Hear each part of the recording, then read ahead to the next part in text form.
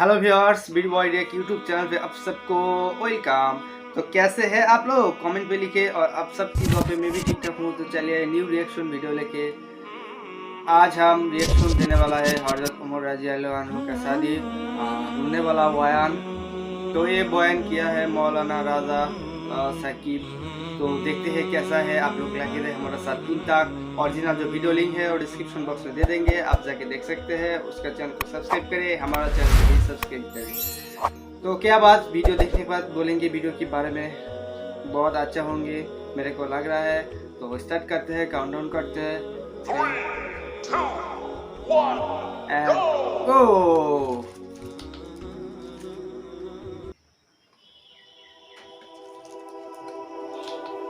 Start हो गया।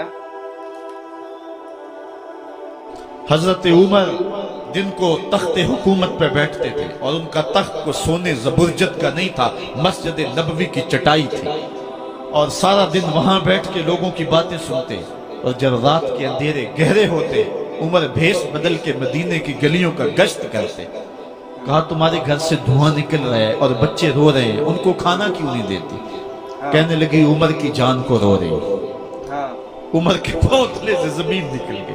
कहा क्या हुआ? कहा 3 दिन से हमारे यहाँ खाने के लिए कुछ नहीं है। रोजाना बच्चे रोते हैं और मैं हंडिया के अंदर पत्थर डाल करके नीचे से आग डालती रहती हूँ कि बच्चे इंतजार कर करके सो जाएंगे। कम वक्त सो भी नहीं रहे और वो पत्थर पकेंगे भी क्या, और मैं उमर की जान को रो रही हूँ। हजरत उमर का कलेजा दहलने लगा। फौरन पलटे, वापस बैतुल माल में आए, घी का एक कनस्तर लिया, आटे की बोरी ली, मिर्च मसाला जात बहुत कुछ उठाया, अपने कंधे पे रखा, बोरी अपनी कमर पे ला दी। उमर बैतुल माल से निकले तो आपके खादम असलम ने देख लिया, आगे बढ़ा, कहा मेरे आका मैं उठाता हूँ। उमर की आंखों में आंसू है। कहा असलम कयामत के दिन मेरा बोझ उठा लोगे?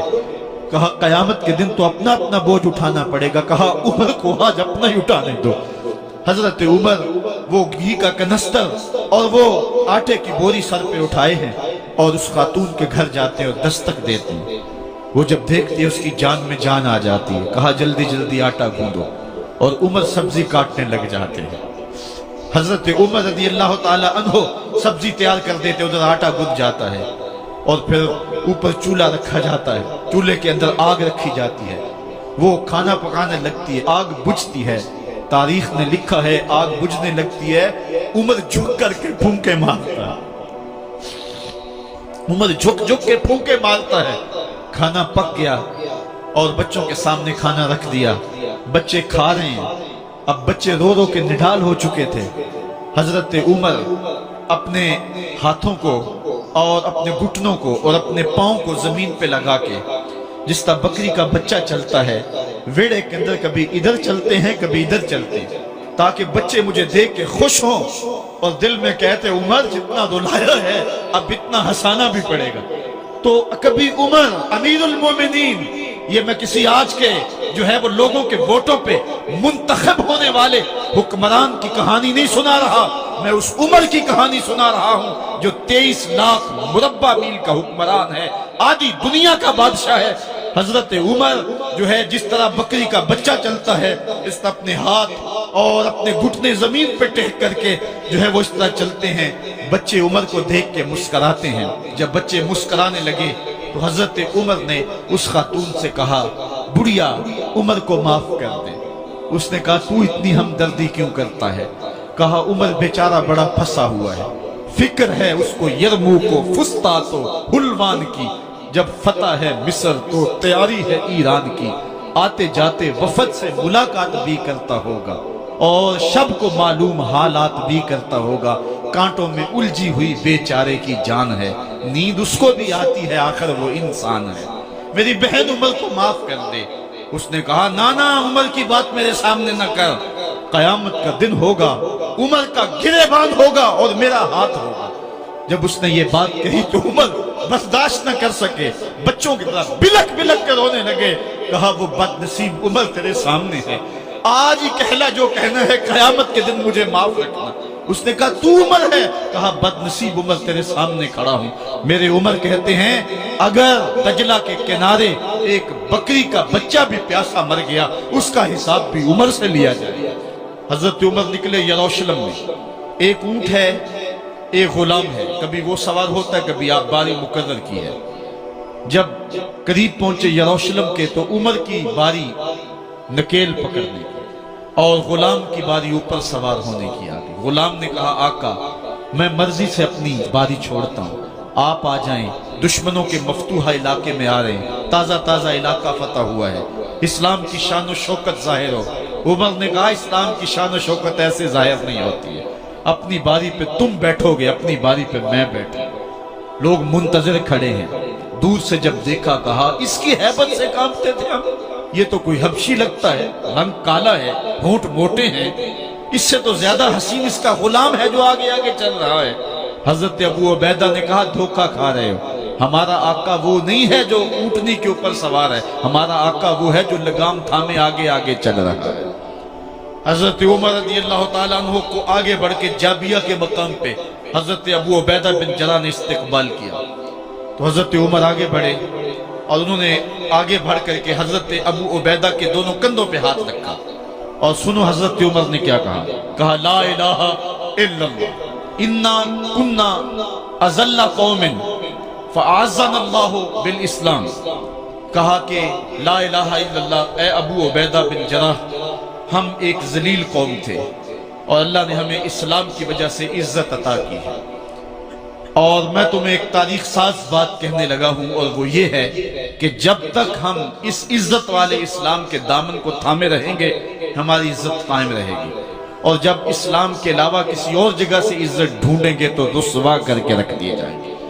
یہ ہے وہ خلاصہ جو حضرت عمر نے امتوں کے عروج و زوال کا بیان کیا ہے۔ اس امت کو جو خیرات ملی ہے تخت و تاج کی، وہ پینٹاگون سے نہیں ملی، وہ واشنگٹن سے نہیں ملی، وہ وائٹ ہاؤس سے نہیں ملی، وہ محمد عربی کے جوڑوں کا صدقہ ملی۔ اس لیے جب ہم نے اسلام سے انحراف کیا، پاکستان حاصل کیا گیا تھا، پاکستان کا مطلب کیا؟ لا الہ الا اللہ۔ ہم نے اس نعرے کو چھوڑ دیا ہوا ہے، ہم نے انحراف کر دیا ہے۔ آج ہماری نظریں مغرب کی طرف لگی ہیں کہ تخت و تاج اس سے نصیب ہوتے ہیں، اور دنیا کے اوپر ہم رسوا ہو کے رہ گئے۔ ہماری پستی، ہماری زبوحالی، ہماری ذلت کا سبب یہ ہے کہ جس جگہ سے ہمیں عزت ملی تھی ہم نے وہ مرکز ہی چھوڑ دیا ہے۔ اس مرکز حیات کو، اس مرکز زندگی کو، اس مرکز عزت کو ہم نے چھوڑ دیا ہے، اور دنیا کے اوپر ہم رسوا ہو رہے ہیں۔ انہی حضرت عمر کی کہانی ہے۔ وادی تہامہ سے گزر رہے تھے کہ بچوں کی طرح بلک بلک کے رونے لگے۔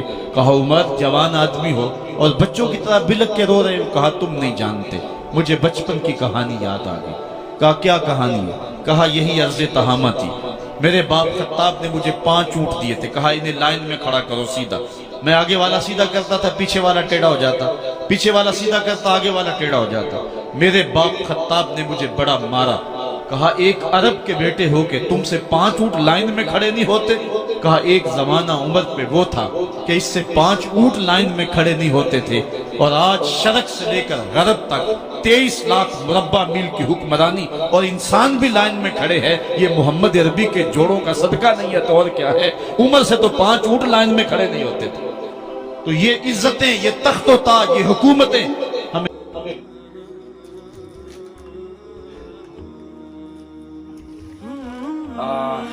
ویڈیو ہو گیا کیا بولوں یار، اس کا جو بیان ہے نا بہت اچھا طرح سے بیان کرتا ہے یار۔ عمر رضی اللہ عنہ کا جو بیان کیا ہے بہت اچھا طرح سے بیان کیا ہے۔ انہوں نے عمر رضی اللہ عنہ رات ہو جائے تو علاقے پہ گھومتے تھے، دیکھتے تھے کون سا گھر پہ کیا ہو رہا ہے، کس کا کیا لگے گی، وہ دیکھنا ہوتا ہے۔ جنہوں نے آدھو دنیا کا خلیفہ تھے تو گھور گھور کے دیکھ رہا تھا، تو اس ایک گھر پہ مہیلا بچے جو ہے نا وہ کان رہا تھا۔ یہ بہت بڑا کہانی ہے، میں کچھ جانا ہے، کیا بولوں یار، بہت اچھا طرح سے انہوں نے بیان کیا ہے۔ عمر रजी अल्लाह अन्हु का बहुत अच्छा था। तो आप लोगों को कैसा लगा कमेंट सेक्शन पे लिखे। क्या बोलूँ यार, मुँह से नहीं निकल आ रहा है क्योंकि मैं उतना अच्छा तरह से हिंदी पे बात नहीं कर पाता हूँ, इसलिए मैं बोल नहीं पा रहा हूँ यार। मैं बहुत कुछ जानता हूँ तो भी बोल नहीं पा रहा हूँ। तो बहुत अच्छा लगा यार, मेरे को तो बहुत अच्छा तरह से समझ आ गया इनका जो लैंग्वेज है, बहुत अच्छा तरह से समझ आया।